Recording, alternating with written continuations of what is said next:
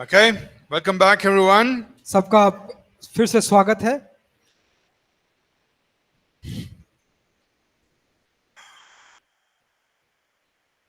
We are talking about being justified and made righteous.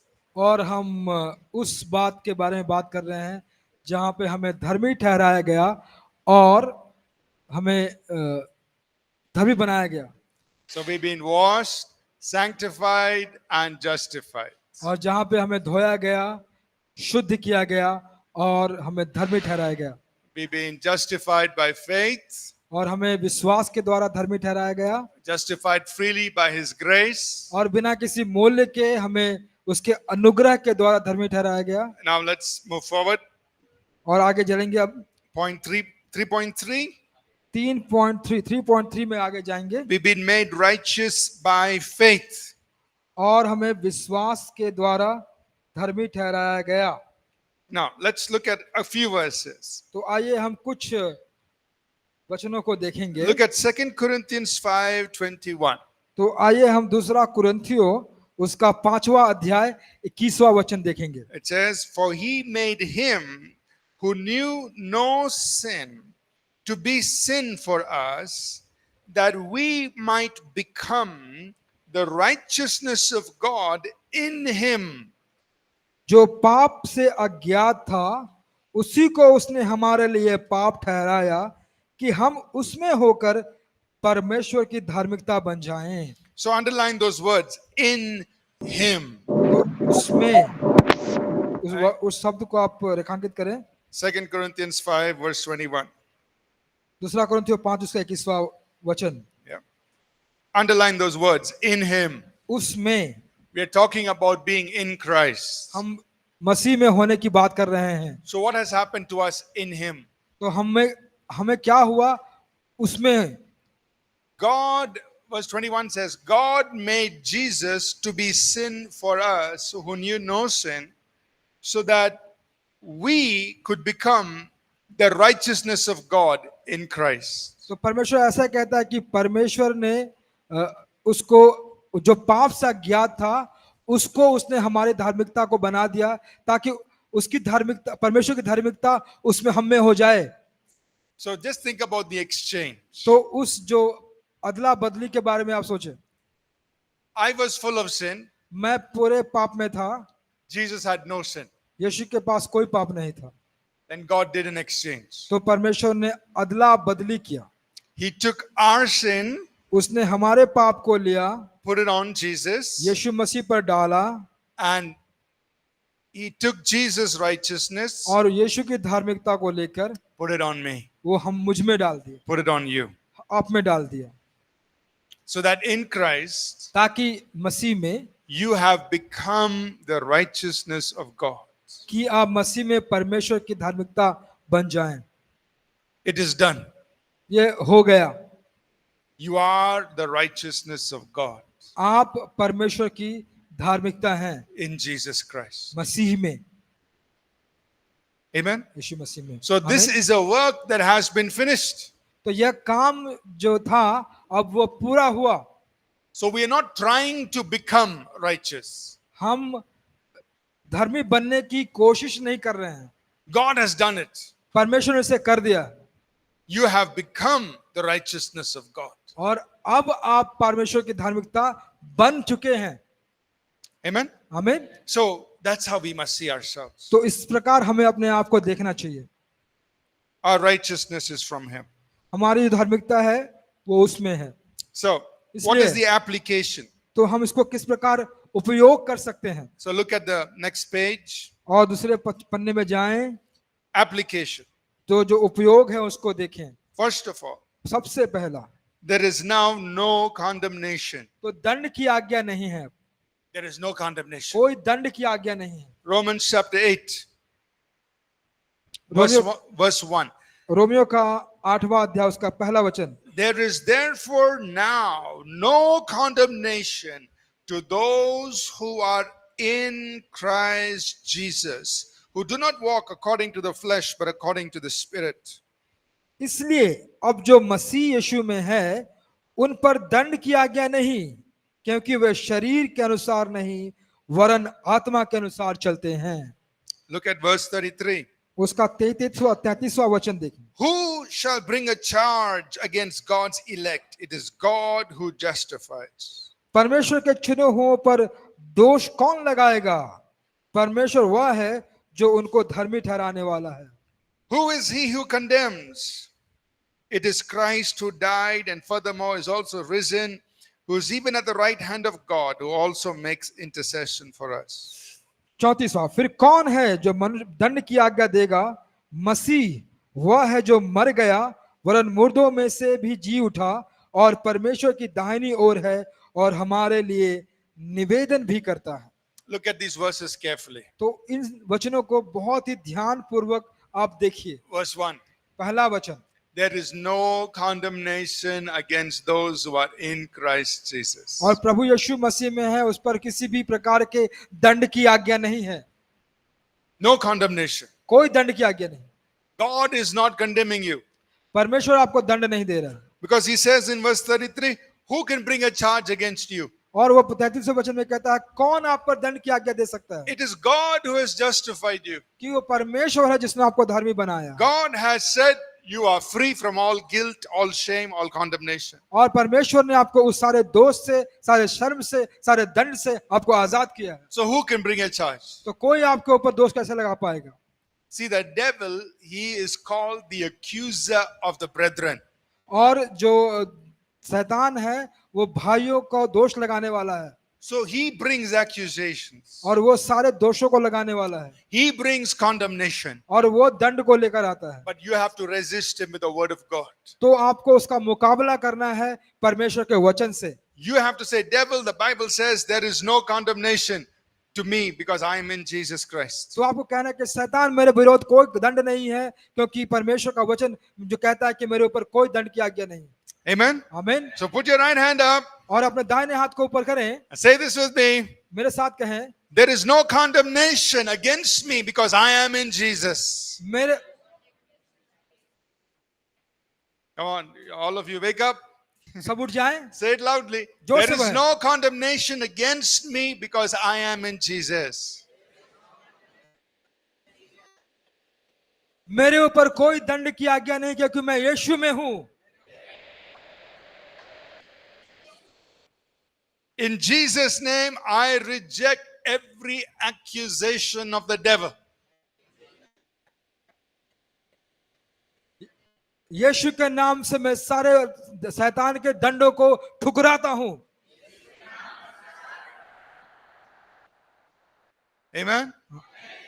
आमीन। So the devil brings accusation तो वह जो शैतान है वह दोष को लेकर आता है in our minds. हमारे मनों में। So remember 5 years ago you kicked the dog.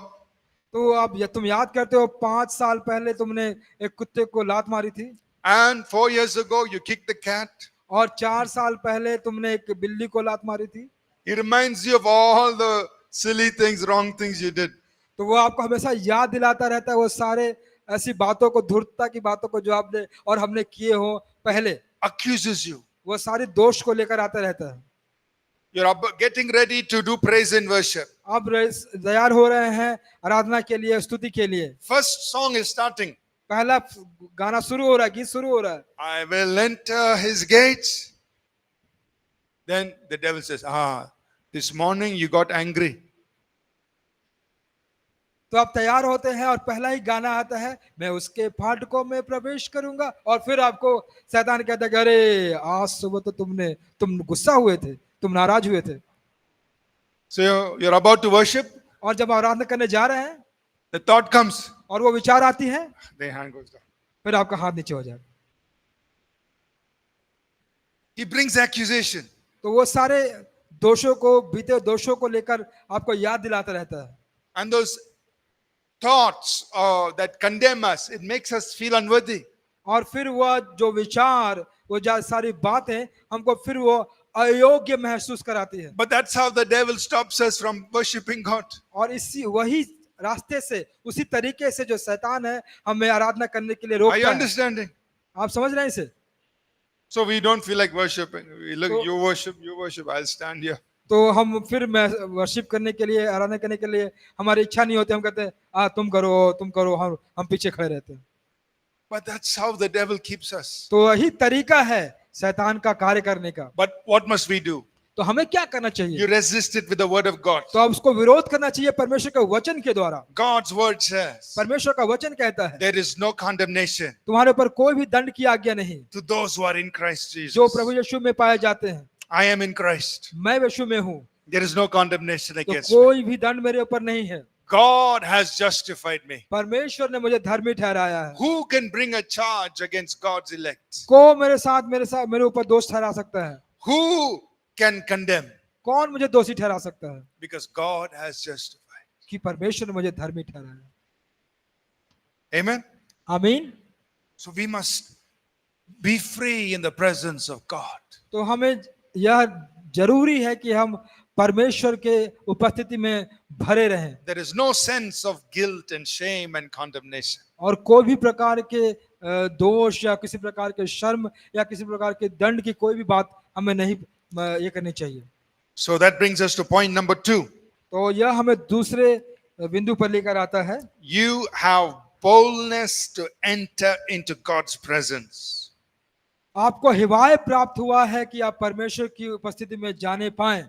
Look at Ephesians chapter 2, इफिसियों की पत्री उसका दूसरा अध्याय देखें, verse 13 and 18. 13 और 18। But now in Christ Jesus, you who once were far off have been brought near by the blood of Christ. परंतु अब तो मसीह यीशु में तुम जो पहले दूर थे, मसीह के लहू के द्वारा निकट हो गए हो। Verse 18. 18 For through him we both have access by one Spirit to the Father.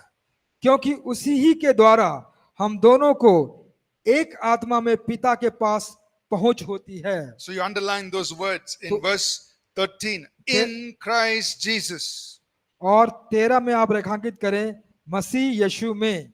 So it's telling us what we have in Christ. वो कहता है कि हमें मसीह में क्या प्राप्त हुआ है। In Christ, मसीह में we were far away, हम बहुत दूर थे, but now we have been brought near. लेकिन अब हमको बुला लिया गया है। Amen. आमीन। You're close to God. हम परमेश्वर के करीब हैं। Sometimes it feels like God is far away. कभी कभी ऐसा महसूस होता है कि परमेश्वर बहुत दूर है। Then the devil will quickly come.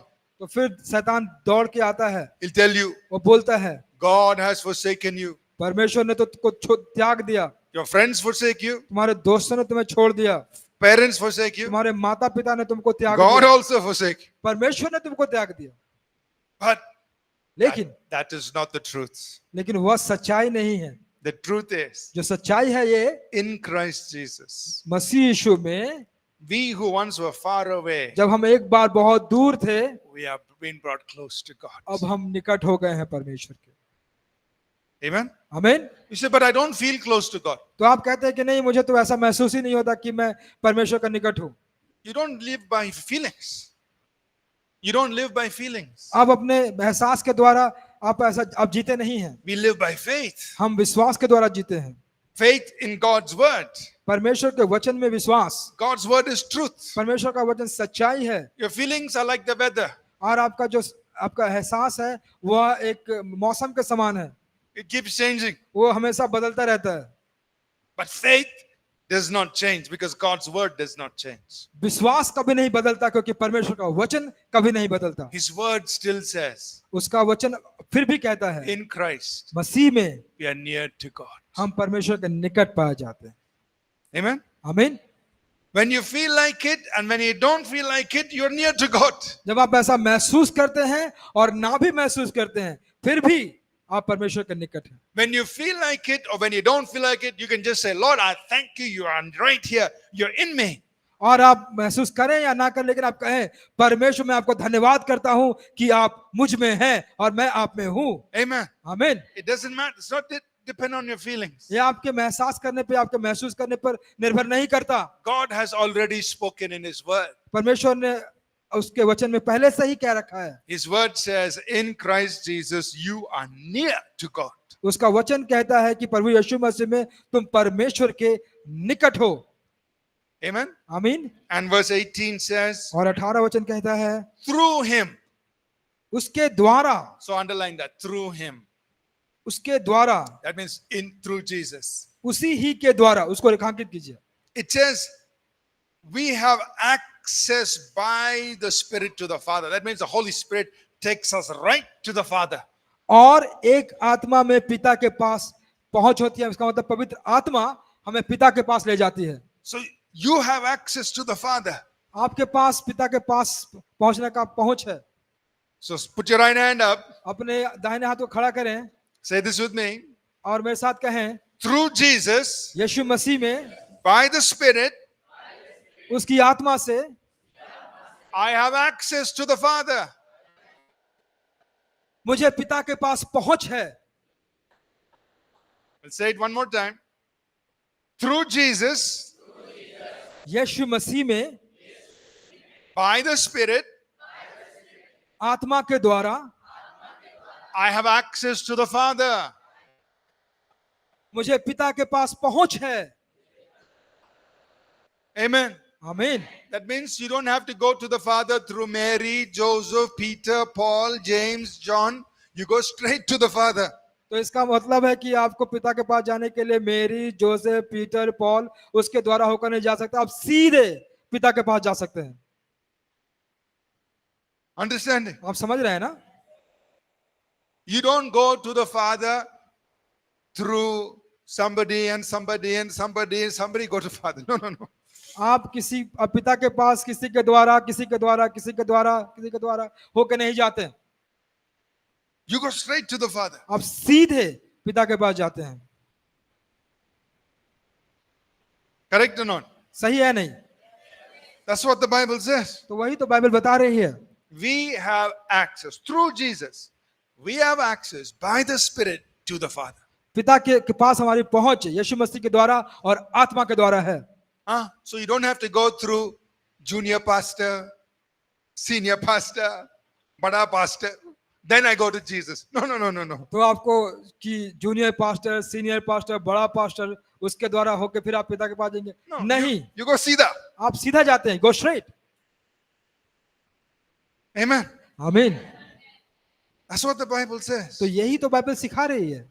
Through him, उसके द्वारा, उसी ही के द्वारा, by the Holy Spirit, पवित्र आत्मा से we have access हमें पहुंच है to the Father. पिता को। Yes, you can have other people pray for you. हाँ, दूसरे लोग आपके लिए प्रार्थना कर सकते हैं। You say, you please pray for me. You can pray for me. It's good. आप कह सकते हैं कि आप मेरे लिए प्रार्थना करें। But आप I मेरे लिए also प्रार्थना can करें। pray तो मैं भी प्रार्थना करूंगा directly सीधे रूप से to the Father. पिता से। Amen. आमीन। This is what you have तो यही आपके पास है in Jesus. यीशु मसीह में, Because you are the righteousness of God. क्योंकि आप परमेश्वर की धार्मिकता हैं। Amen. आमीन। God has made you righteous. परमेश्वर ने आपको धर्मी बनाया है। He has made you justified. परमेश्वर ने आपको धर्मी ठहराया है। So you can go to the Father तो आप जा सकते हैं पिता के पास through Jesus Christ. यीशु मसीह के द्वारा। Amen. आमीन। Look at chapter 3 verse 12. Ephesians 3 verse 12. और इफिसियों की पत्री उसका 3 अध्याय 12वां वचन। In whom, that is again in Christ. So underline that. In whom we have boldness and access with confidence through faith in him. जिसमें होकर हमको उस पर विश्वास रखने से हिवाए और भरोसे से निकट आने का अधिकार है।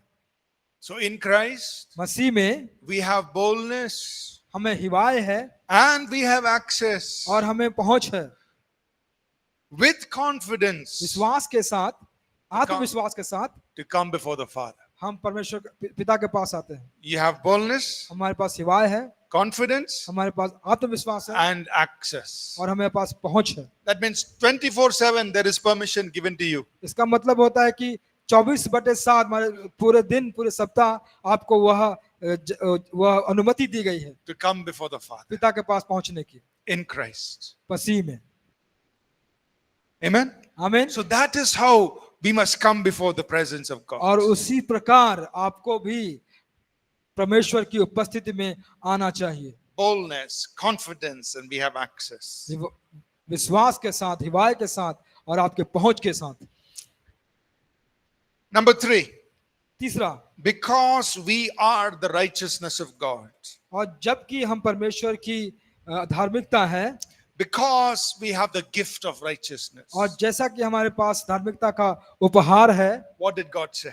वहां पर परमेश्वर ने क्या कहा? Let's look at Romans 5 and verse 17. Romeo की पुस्तक उसका 5वां अध्याय उसका 17वां वचन देखेंगे, Romans 5 verse 17. 5 का 17 देखेंगे। For if by one man's offense death reigned through the one, much more those who receive abundance of grace and of the gift of righteousness, they will reign in life through the one Jesus Christ. क्योंकि जब एक मनुष्य के अपराध के कारण मृत्यु ने उस एक ही के द्वारा राज किया, जो लोग अनुग्रह और धर्म रूपी वरदान बहुतायत से पाते हैं, वे एक मनुष्य के अर्थात यीशु मसीह के द्वारा अवश्य ही अनंत जीवन में राज करेंगे। So, what is the Bible, what is Paul telling us here? तो यहाँ पे पौलुस क्या सिखा रहा है? Through one man, एक व्यक्ति के द्वारा, that is through Adam, जैसे आदम के द्वारा Adam sinned. पाप आया, पाप किया, And through him, और death came on all of us. और उसी से हमारे ऊपर भी मृत्यु की आज्ञा पड़ी। Through Adam, आदम से death came. मृत्यु आई, Or let me put it like this. Through Adam, sin came. आदम के द्वारा पाप आया, And because of that, we became slaves to sin, Satan, and death. और उसी के द्वारा हम गुलाम बन गए शैतान के, पाप के और मृत्यु के। Through Adam. आदम के द्वारा, You understand? आप समझ रहे हैं? Through Adam, all of us, we became slaves to sin, Satan, death. और आदम के पाप से हम शैतान के गुलाम बन गए, हम उसके गुलाम बन गए, उसके मृत्यु का गुलाम बन गए और झूठ के गुलाम बन गए। But what happened? लेकिन अभी क्या हुआ? Through Jesus, यीशु मसीह में we receive हमने ग्रहण किया, abundance of grace बहुतायत से अनुग्रह को प्राप्त किया and the gift of righteousness. और धार्मिकता का उपहार प्राप्त किया। So let's say this together. आइए हम एक साथ बोलेंगे इसे। Through Jesus, यीशु मसीह के द्वारा I have received मैंने प्राप्त किया abundance of grace अनुग्रह की बहुतायत and the gift of righteousness. और धार्मिकता का उपहार। Amen. आमीन। So think about it. और इसके बारे में आप सोचिए, Through Jesus, यीशु मसीह के द्वारा you have received abundance of grace. और आपको बहुतायत से अनुग्रह प्राप्त हुआ है। That means there is no limit तो इसका मतलब है कोई सीमा ही नहीं है to the grace of God. जो परमेश्वर का जो अनुग्रह है, Abundance of grace बहुतायत से, and और the gift of righteousness. और जो धार्मिकता का उपहार आपको मिला। God has given you righteousness as a gift, परमेश्वर ने आपको धार्मिकता को प्राप्त दिया है एक उपहार के समान, freely by His grace. अपने अनुग्रह के द्वारा, बिना किसी दाम के, बिना किसी मूल्य के। So grace and righteousness और जो अनुग्रह और धार्मिकता we have received जो हमने प्राप्त करी है through Jesus. यीशु मसीह के द्वारा। And then what happens? अब तब उसके बाद क्या होता है? Because we have received abundance of grace and the gift of righteousness, क्योंकि हमको this verse says, we will reign in life through the one Jesus Christ. क्योंकि हम लोगों को बहुतायत का अनुग्रह और हमें बहुतायत का अनुग्रह और धार्मिकता का उपहार प्राप्त हुआ है, तो हम क्या करेंगे? हम अनंत जीवन में राज करेंगे। We will reign. हम राज करेंगे। We will rule in life. हम जीवन में राज करेंगे। In this life, इस जीवन में we will rule in life. हम राज करेंगे। That means इसका अर्थ होता है Adam, he put us in subjection to sin, Satan, and death. और आदम ने हमें पाप के और मृत्यु के और पाप में लेकर हमें वहां पर वो हमें वो लेकर आया, But through Jesus, लेकिन यीशु मसीह के द्वारा God gave us grace and righteousness. परमेश्वर ने हमें अनुग्रह और धार्मिकता दी, And therefore, और इसके कारण we will reign, we will rule over those things that Adam put us under. और हम जो आदम ने हमारे लिए हमें रखा था उसके ऊपर होकर हम राज करेंगे। Are you understand? क्या आप समझ रहे हैं? So the grace that God has given you and the righteousness that God has given you puts you in a place of authority and dominion over the things that Adam subjected us to. सो जो अनुग्रह आपको परमेश्वर ने दिया है, जो धार्मिकता आपने को परमेश्वर ने दिया है, वह आपको अधिकार देता है कि आप जो आदम ने रखा था उसके ऊपर आप अधिकार प्राप्त करें। So say this with me. तो मेरे साथ कहिए, I rule in life like a king. मैं एक राजा की तरह शासन करता हूं। God has given me परमेश्वर ने हमें दिया है abundance of grace अनुग्रह की बहुतायत and the gift of righteousness, और धार्मिकता का उपहार, so that I can rule in life ताकि मैं जीवन में राज्य करने पाऊं। Amen. आमीन। So, let me put it like this. You are a king. तो आप एक राजा हैं, You are a queen आप एक रानी हैं in life. जीवन में। That means you have to rule तो इसका मतलब है आपको राज करना है, शासन करना है over sin, पाप के ऊपर, over Satan, शैतान के ऊपर, over things that bring about death. जो सारी चीजों को जो मृत्यु को लेकर आती है, We rule in life. हम उसको उसके ऊपर शासन करते हैं। Why? क्यों? Because we have received abundance of grace क्योंकि हमें बहुतायत का अनुग्रह मिला हुआ है and the gift of righteousness. और हमें वह धार्मिकता का उपहार मिला हुआ है।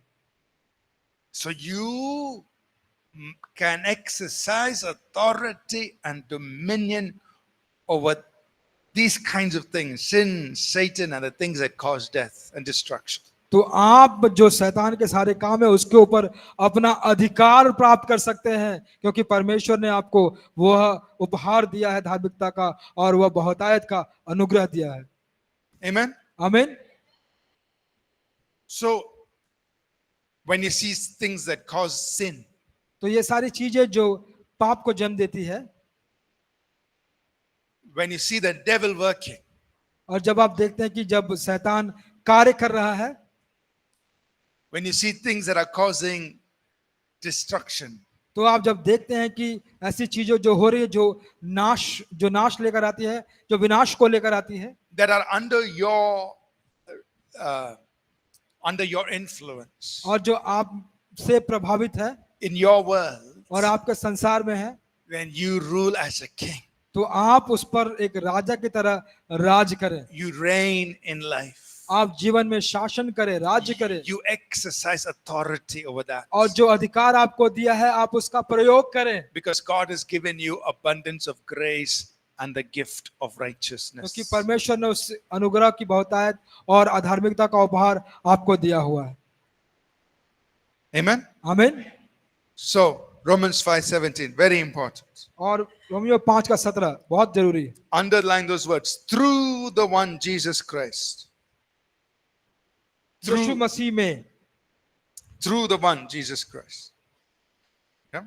यीशु मसीह के द्वारा, यीशु मसीह के द्वारा, उस शब्द को आप रेखांकित करें। So number 4, last point. और चौथा वाला, Because we have received the gift of righteousness, क्योंकि हमको जब बहुतायत का जो धार्मिकता का जो उपहार मिल चुका है, we must be in fellowship with God as we continue walking in righteousness. We walk in righteousness. तो हमें धार्मिकता में चलते हुए परमेश्वर के साथ संगति में रहना चाहिए। So God has made us righteous. तो परमेश्वर ने हमें अब धार्मिक बना दिया, He has justified us. हमें वो धार्मिक ठहरा चुका। So because of that, तो उसी के चलते we walk in righteousness. तो हम धार्मिकता में चलते हैं। See, let me explain this. तो मैं आपको और समझाता हूँ इसको। Many times we think the other way. तो कब बहुत समय ऐसा होता है कि हम दूसरे तरीके से सोचते हैं। We think I have to do righteousness in order to become righteous. तो हम सोचते हैं कि हमको धार्मिकता को करना चाहिए ताकि हम धार्मिक बने। But in God doesn't work like that. तो परमेश्वर ऐसा नहीं करता। God makes us righteous परमेश्वर हमें धर्मी बनाता है and then he says you walk in righteousness. और कहता है कि तुम धर्म में चलो। अब समझ में आ गया? आप समझ में रहे? You understanding? नहीं? हाँ या ना? Let me repeat again. फिर से दोहराऊंगा। How we think. हम कैसा सोचते हैं? We think हम I सोचते must do righteousness. तो हमको अब धर्म के काम या धार्मिकता करनी चाहिए। No, I must not tell lies. तो मुझे झूठ नहीं बोलना चाहिए, I must not get angry. मुझे नाराज गुस्सा नहीं होना चाहिए, I must give good things. और मैं अच्छे चीजों को देना चाहिए। I must do all these things. मैं से सारे कामों को करना जरूरी है, Then तब- I will become righteous. तब मैं जाके धर्मी ठहरूंगा। That's how we think. तो वैसा हम सोचते हैं। But God works the other way. तो लेकिन परमेश्वर दूसरे तरीके से काम करते हैं। First, पहले he makes us righteous. वो हमको धर्मी बनाते हैं। He says, I make you righteous. वो कहते हैं कि मैं तुमको धार्मी बनाऊंगा Because Jesus died for all your sins. क्योंकि यीशु मसीह तुम्हारे सारे पापों के लिए मारा गया। You are righteous. आप धर्मी हैं। Now you go and you live righteous. अब तुम जाओ और धर्म में रहो। Now you do good things. तब अब तुम जाके अच्छे काम करो। Not to become righteous, but because you are righteous. धर्मी होने के लिए नहीं, परंतु आप धर्मी हैं उसके लिए। समझ गए?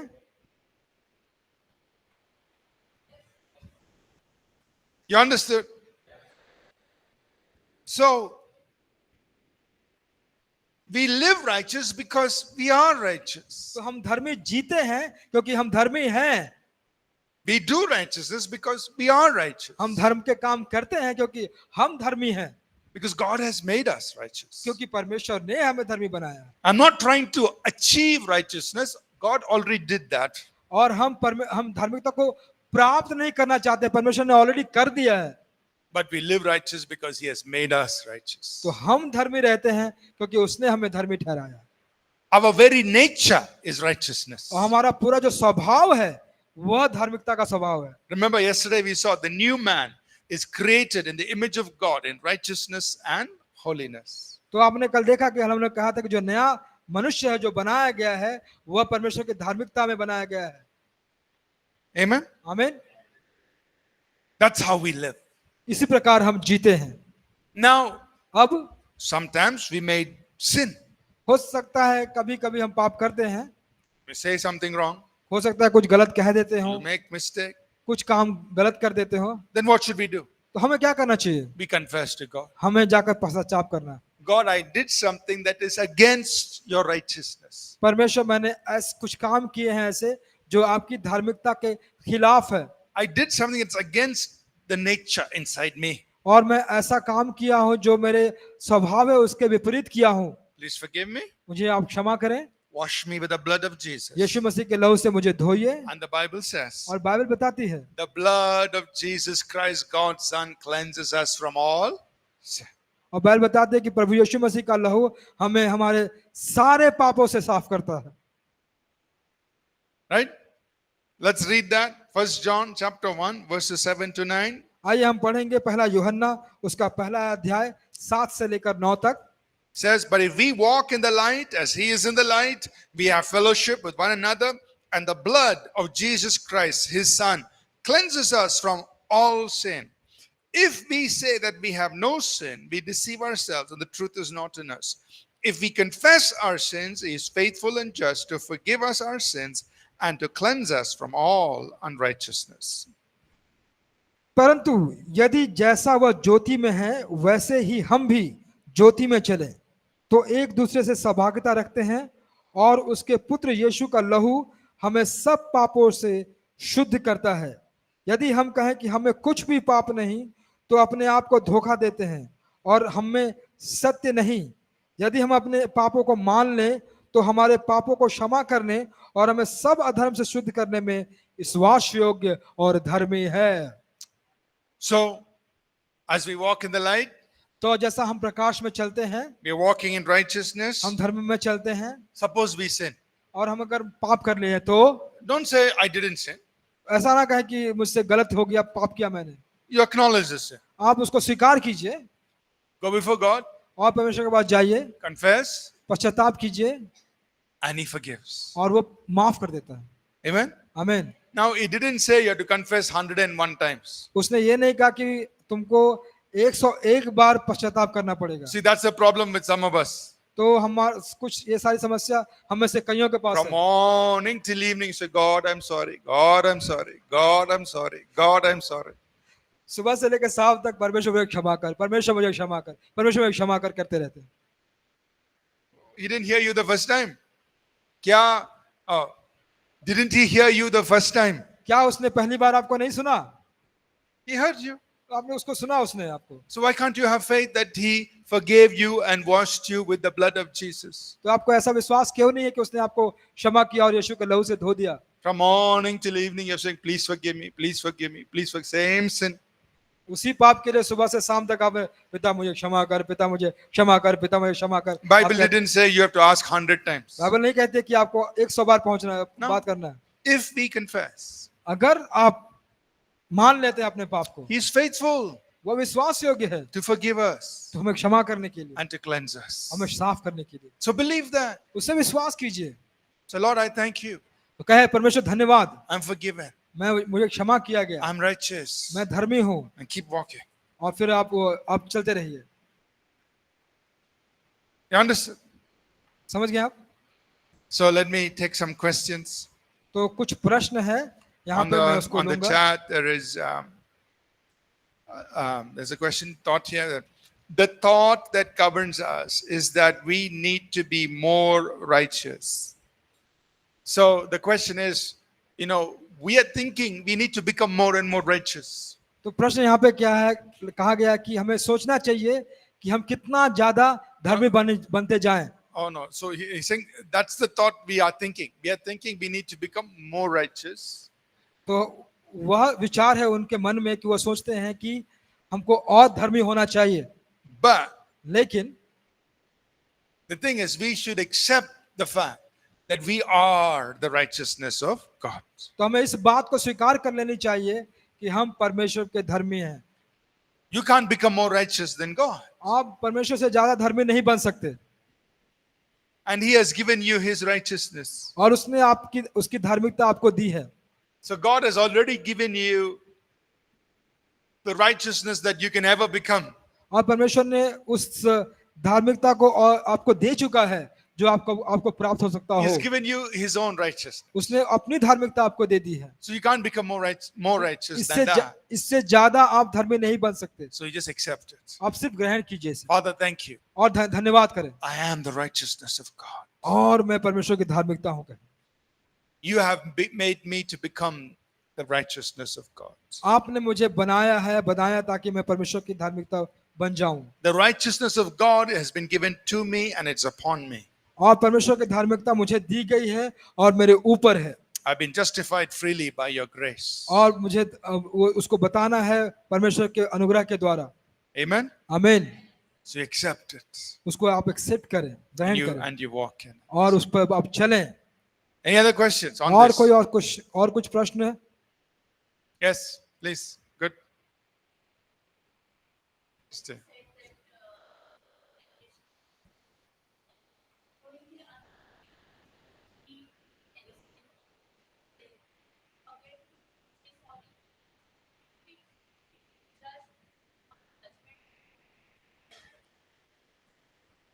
All right. So suppose, so the question is, तो ये प्रश्न ये था कि suppose we do something wrong अगर हम लोगों ने कुछ गलत काम किए and we forget to, we don't realize it. We don't even ask God, forgive me. और अनजाने में अगर हम माफी मांगना भूल जाते हैं, will we be judged for that तो on क्या Judgment Day?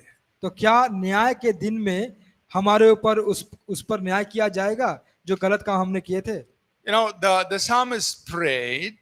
तो जो संगीतकार जो लिखता है और प्रार्थना करता है, Let me just give the verse. I think it's in Psalm 19. और वह भजन Sangeeta 90 Let me just look it up. Psalm 19. He But- says,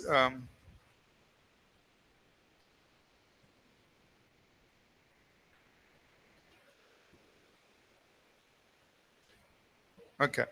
Psalm 19, verses 12 and 13. भजन संगीता 90 उसका 12 और 13 वचन। Psalm 19, verses 12 and 13. भजन संगीता 90 उसका 12 13 वचन। The psalmist says, who can understand his errors? Cleanse me from secret faults. Keep back your servant also from presumptuous sins. Let them not have dominion over me. अपनी भूल चूक को कौन समझ सकता है? मेरे गुप्त पापों से मुझे तू पवित्र कर। तू अपने दास को ढिठाई के पापों से बचाए रख। वह मुझ पर प्रभुता न करने पाए, तब मैं सिद्ध हो जाऊंगा और बड़े अपराधों से बचा रहूंगा। Psalm 19, verses 12 and 13. भजन संगीता 19 उसका 12 और 13 वचन। So just example. और यह एक उदाहरण है। The psalmist is saying, Lord, cleanse me from secret faults. और जो भजन संगीता लिखने वाला है वो कहता है कि परमेश्वर मुझे गुप्त के पापों से बचा के रख। Yeah, even things that I don't know, ऐसी भी चीजें हो सकती है जो मुझे भी नहीं मालूम, you cleanse me. मुझे साफ कर। So when we pray, तो जब हम प्रार्थना करते हैं Lord, we confess what we do know, और हम जो जानते हैं उसी के पश्चाताप करते हैं, but we also say, Lord, just cleanse me from everything, from all sin. तो हम ये भी कहते हैं कि परमेश्वर जो भी पाप मैंने किए हैं, Even for some things that I may not have remembered or I don't know, cleanse me from secret faults. Everything और cleanse me. मुझे ऐसे भी चीजें हो सकती हैं, पाप हो सकते हैं जो मुझे नहीं मालूम, और उससे भी जो मैं अनजाने में किए हैं उन सबों को मुझे माफ कर। All right? So that's one thing. और वो पहली चीज है। Another scripture I can think of, और दूसरा जो भाग है, वचन है जो मैं सोच पा रहा हूं अब, Hebrews chapter 7 इब्रानियों की पुस्तक उसका 7वां अध्याय and verse 25. उसका 25वां वचन, Hebrews 7 उसका 7वां अध्याय and verse 25. उसका 25वां वचन। The writer of Hebrews says, और यहाँ पर इब्रानियों में लिखा गया है, कहा गया है that he is also able to save to the uttermost those who come to God through him, since he always lives to make intercession for them. इब्रानियों का 7वां अध्याय 25वां वचन लिखा गया है, इसलिए जो उसके द्वारा परमेश्वर के पास आते हैं वह उनका पूरा पूरा उद्धार कर सकता है, क्योंकि वह उनके लिए विनती करने में सर्वदा जीवित है। He saves us to the uttermost. वह हमें बचाता है अनंत काल के लिए, Right? सदा के लिए। Yeah, that means even from the things that we don't know, because we are in him, he saves us from all of that. और जैसा कि हम उसमें हैं, वह हमें सब चीजों से बचाता है। So when God cleanses us, he cleanses us both from things we know and the things we don't know. जब परमेश्वर हमको साफ करता है तो हमें दोनों चीजों से साफ करता है, जो हम जानते हैं और जो हम नहीं भी जानते। And he saves us to the uttermost. तो हमें वह पूरी रीति से हमें वह बचाता है। Right? So, but that doesn't mean we shouldn't confess our sins. We should. तो इसका मतलब ये नहीं कि हम अपने पाप की पश्चाताप ना करें, हमको करना चाहिए। But sometimes we may forget some things. तो कभी कभी हो सकता है कि हम कुछ भूल जाते हों। There may be things we don't even remember. और ऐसी बातें हो सकती है जिसको हम याद भी नहीं रखते हो। But the blood of Jesus Christ, God's Son, cleanses us from all sin. लेकिन प्रभु यीशु मसीह का लहू हमको हमारे सब पापों से हमको बचाता है। So we rest in that. तो उस पर हम अपना विश्राम करते हैं। Any other questions? और कोई प्रश्न जहां पर? Sir, how is the improving in Christian life? How is the improve in Christian life? How is improve in Christian life? How to improve in Christian life? कैसे सुधार लाए मसीह जीवन में। Okay. So we'll just look at one scripture. तो और एक वचन हम देखेंगे इस 2 Peter दूसरा पत्रस chapter 3, उसका तीसरा अध्याय verse 18. उसका 18 वचन। So the question is how to improve in the Christian life.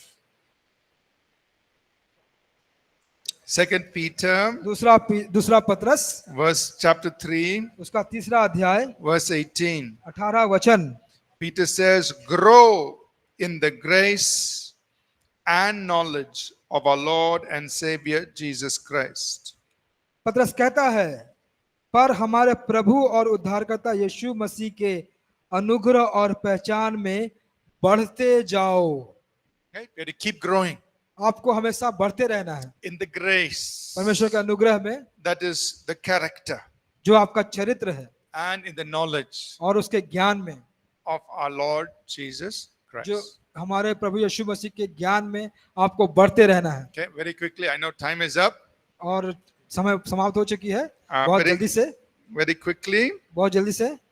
in 2 Peter chapter 1, दूसरा पत्रस उसका पहला अध्याय verses 5 through 8. 5 से लेकर 8 तक। 2 Peter chapter 1, 5 through 8. दूसरा पत्रस पहला अध्याय 5 से लेकर 8 तक। He tells us, we have to keep adding to our faith all of these things. और वह कहता है कि हमको अपने विश्वास को और बढ़ाने की आवश्यकता है। So keep growing in all these areas. तो इन सारे क्षेत्रों में आप बढ़ते रहें। Okay? ठीक है, So let's go for a break. आइए हम एक छोटा सा ब्रेक के जाएंगे 10 minutes. 10 मिनट के लिए। We'll come back at 4 o'clock. 4 बजे फिर से आएंगे We'll answer these some more questions and we'll go forward. और आगे जाएंगे और सारे प्रश्नों का उत्तर देंगे। Okay? So okay, 10-minute break. 10 minute का ब्रेक।